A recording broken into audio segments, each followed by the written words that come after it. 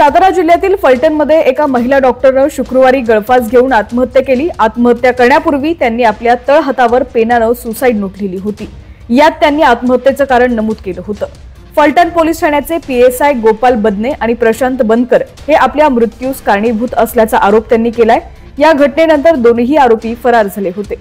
मागील 24 तासांपासून पोलीस आरोपींचा शोध घेत होते। आता अखेर पोलिसांनी पहिली अटक केलेली आहे। पोलिसांनी प्रशांत बनकरला अटक केलेली आहे। आरोपींच्या शोधासाठी 4 पोलीस पथकं रवाना झाली होती। आरोपींचा सर्वत्र शोध घेतला जात होता। त्यानंतर पोलिसांनी प्रशांत बनकरला अटक केली आहे। त्याला पुण्यातून बेड्या ठोकल्याची माहिती आहे। प्रशांत बनकर यांना मानसिक आणि शारीरिक त्रास दिल्याचा आरोप महिला डॉक्टरने केला होता। यानंतर अखेर 24 तासात पोलिसांनी आरोपीला अटक केली आहे। या प्रकरणातील मुख्य आरोपी पीएसआय गोपाल बदने अजूनही फरार आहे। पोलीस त्याचा शोध घेत आहेत। मिळालेल्या माहितीनुसार संबंधित महिला डॉक्टर जिथे भाड्याच्या घरात राहत होती त्या घराचा मालक प्रशांत बनकर होता।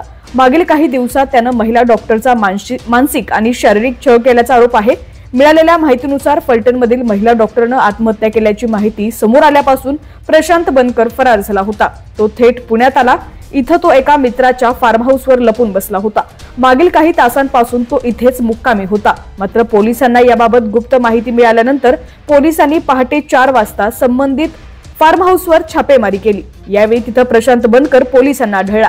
ग्रामीण पोलिसांनी तातडीने त्याला अटक केली आहे। त्याच्या अटकेनंतर या प्रकरणातील आणखी काही धागेदोरे समोर येत आहेत का हे पाहणं महत्त्वाचं असेल। पाहत रहा HPN मराठी न्यूज।